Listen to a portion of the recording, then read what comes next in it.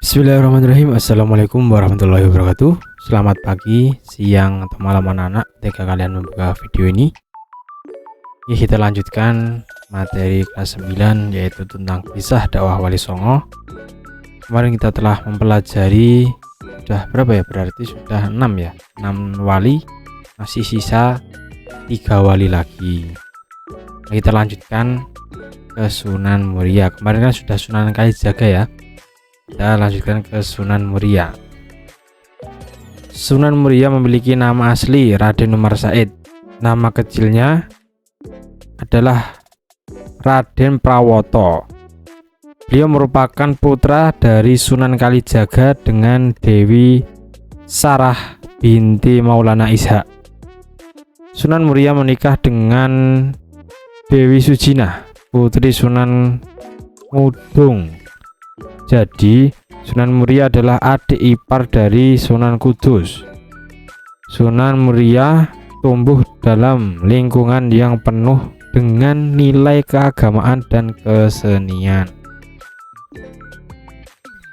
Berbeda dengan ayahnya, yaitu Sunan Kalijaga, yang lebih sering berdakwah di pusat kota, Raden Umar Said memilih berdakwah kepada penduduk biasa yang berprofesi sebagai pedagang, nelayan, petani, dan rakyat jelata.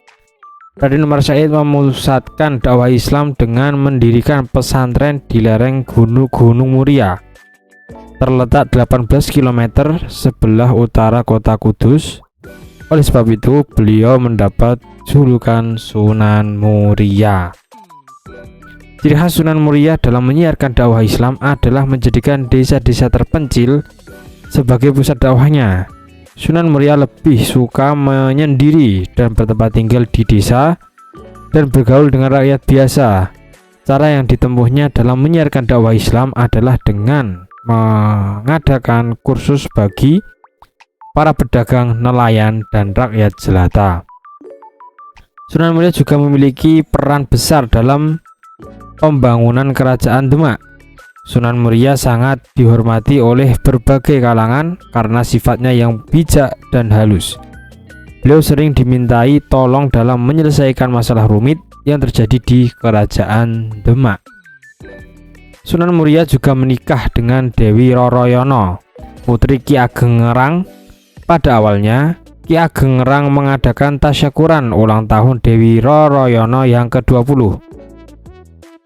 Banyak tamu yang terpesona akan kecantikan Dewi Roroyono. Pada malam harinya, Dewi Roroyono diculik oleh seorang adipati yang menjadi tamu malam itu.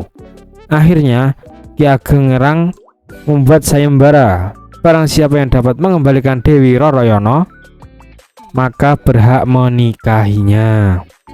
Sunan Muria berhasil memenangkan sayembara tersebut dengan merebut Dewi Roroyono dari tangan penculik dan mengembalikannya dalam keadaan baik. Akhirnya Sunan Muria dinikahkan dengan Dewi Roroyono. Dari hasil pernikahannya, Sunan Muria memiliki putra bernama Pangeran Santri atau dikenal dengan Sunan Ngadilungu. Sunan Muria wafat di Kudus dan dimakamkan di Desa Kocolo, Kecamatan Dawe, Kabupaten Kudus. Sunan Muria banyak berdakwah di kalangan para pedagang, nelayan, pelaut, dan rakyat jelata. Beliau berdakwah dengan cara halus, ibarat mengambil ikan tidak sampai mengeruhkan airnya. Sunan Muria sangat mencintai kesenian sejak kecil. Begitupun dengan masyarakat sekitar lereng Gunung Muria. Kehidupan mereka sangat kental dengan kesenian. Lewat persamaan ini, Sunan Muria memasukkan unsur Islam dalam berkesenian. Sunan Muria menggunakan gamelan sebagai media dakwahnya. Sunan Muria juga membuat tembang-tembang Jawa untuk mengajarkan nilai-nilai agama Islam kepada masyarakat. Sunan Muria menciptakan tembang Sinom dan Kinanti. Adapun salah satu karyanya yang terkenal adalah Sinom Panjoto. Walaupun Sunan Muria diterima dengan baik oleh rakyat jelata, bukan berarti misi menyebarkan agama Islam tidak mendapatkan halangan.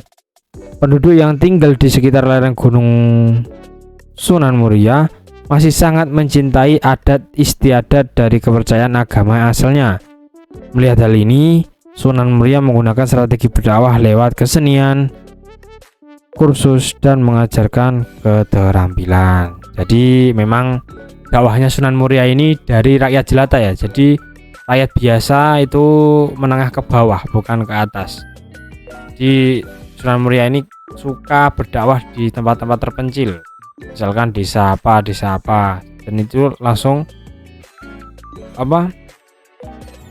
bertemu dengan tempat di lereng Gunung Muria, makanya dijuluki dengan nama Sunan Muria karena banyak menyebarkan agama Islam di daerah tersebut. Nah, bukan berarti Sunan Muria ini lancar-lancar saja dalam menyebarkan agama Islam. Ini juga ada hambatan karena masyarakat sekitar itu masih sangat kental dengan kepercayaan agama asalnya. Dulu ya agama asalnya itu juga kejawen. Nah, seperti itulah. Jadi ini pelan-pelan Sunan Muria memasukkan unsur-unsur Islam ke dalam kesenian-kesenian Jawa seperti gamelan, tembang-tembang, dan lain sebagainya. Mungkin itu saja yang dapat Pak Faru sampaikan, sedikit kisah tentang Sunan Muria. Sampai berjumpa di pertemuan selanjutnya. Semangat terus dalam belajar sejarah Islam. Wassalamualaikum warahmatullahi wabarakatuh. Terima kasih.